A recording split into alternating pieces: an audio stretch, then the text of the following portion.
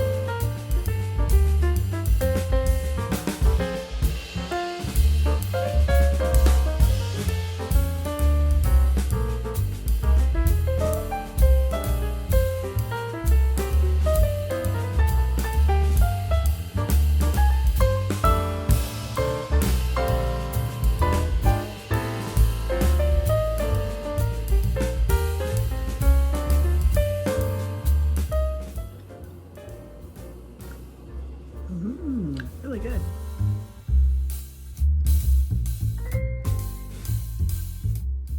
Okay, next thing I have here is some celery, and I'll tell you that there's a million ways of making potato salad. I have a potato salad that is a very basic potato salad, and you don't need to put any celery in or any olives, anything like that.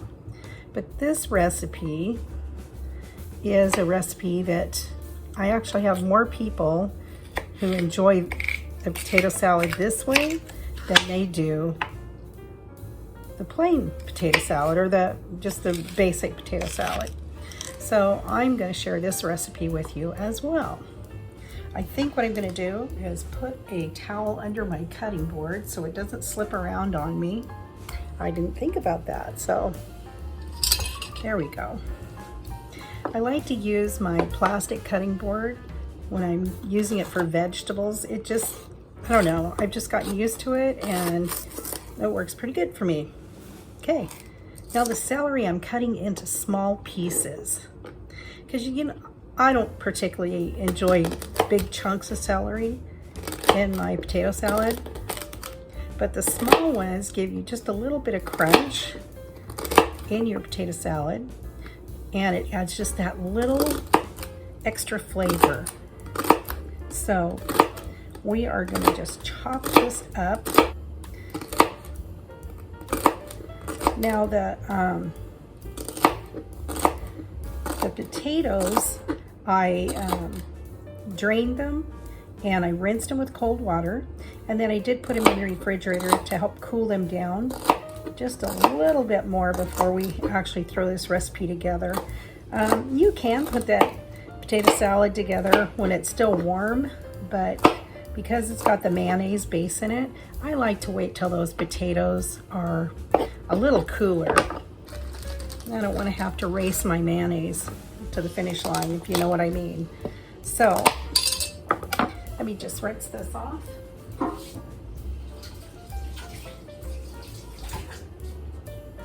Okay, so I'm just going to throw one more piece of celery. Now these are pretty small slices of celery, so if you got large slices, then 2 stalks of celery is going to be about right. Now I did start my potato salad with 6 medium-sized russet potatoes. So, and generally for every potato, it's a medium size, I add 1 boiled egg. So I have 6 potatoes and 6 boiled eggs and 3 small stalks of celery that we're going to put into this. And I did add, it was probably a good 5 tablespoons of sliced olives because, you know why. I love olives and any excuse is good for me. So let's just hope my husband thinks so too. So this, there we go. Now I'm going to get those potatoes out and we're going to throw this together. Okay, so we're going to go ahead and throw in our celery.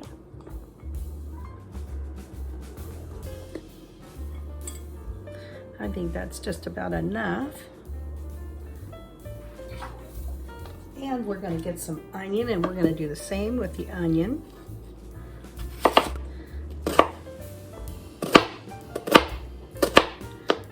Now, you don't have to put onion in your potato salad if you don't like onion. You can put as much in as you want or little in as you want. You know, potato salad is like macaroni and cheese and meatloaf. There's a million different ways to make it. And really what it comes down to is how you enjoy it. There, I think that's probably about enough. There we go. And then we're just going to take it and we're going to try to slice it a little bit small, kind of like what we did with the celery, so that we don't have giant chunks of onion in your face. Well, not your face, but you know what I'm saying. There we go.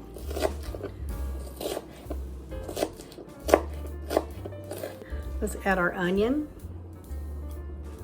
There we go.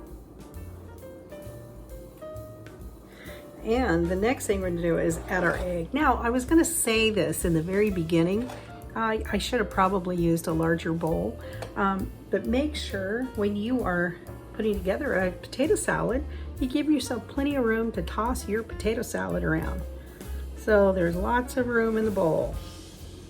So I'm just sliced these and I quartered them, and I'm just slicing them right in. And of course I have pushed the limits of the size of the bowl. So I may just go ahead and change out my bowl just so that I can make sure that I'm getting this mixed really well. I think that's what we're gonna do. Okay, here we are, and we actually have a bowl we can mix in. So we're gonna go ahead and we're gonna start mixing. So we've got our sauce that we mixed up earlier. And before I put that on, I'm just tossing around our potatoes and our egg and our celery. Now when I seasoned our sauce, I put in about a half a teaspoon of black pepper, half a teaspoon of salt, half a teaspoon of paprika. I want to start out a little light on the seasoning, and then we can always add more. So here we go with our sauce, and I'm just going to go ahead and pour it all on there.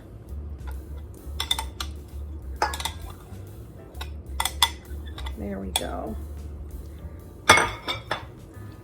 Now then we're just going to gently fold that in there. You don't want to go in there crazy because you don't want to break up your potatoes. So toss them and turn it. It looks like we made just the right amount of sauce. Now I'll tell you, there's a little secret, and there's a key to making this sauce and making it super, super yummy. And that is, when I make it this way, when I'm putting the pickle relish in, I add at least a tablespoon of just the pickle juice. Now you can use dill pickle or sweet pickle. Today I used a sweet pickle. My husband likes the sweet pickle the best. I prefer the dill, but hey, you know what? I just did it for him today. And I also add about 1/4 cup of half and half or milk, whatever you happen to have on hand. And I didn't have any half and half today, so I used milk.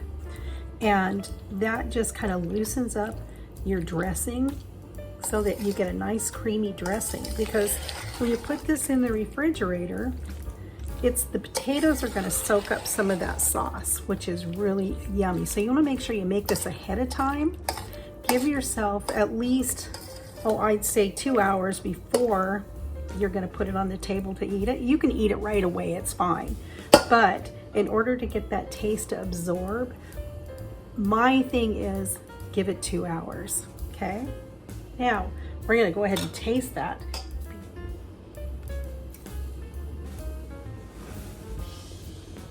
Oh, that's perfect. I think maybe just a tiny bit of salt and some more paprika. Now, if you have people who are a little sensitive to salt, too much salt, you can always leave the salt and pepper on the table and let them go ahead and season it up. But it's just for us, so I'm going to season it up now. I did add a little extra black pepper as well. Okay, well, let's get that into our serving bowl so that we can put that on the table with our fried chicken. And we're just going to put it right back into the bowl that we were using.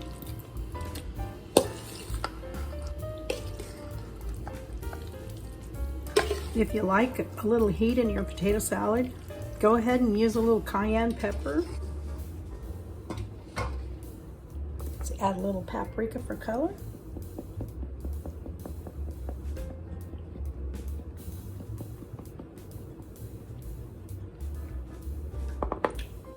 Give this a try, guys. This is a really good recipe for potato salad. If you like it just a little bit more of a kick than your basic potato salad, this is it right here.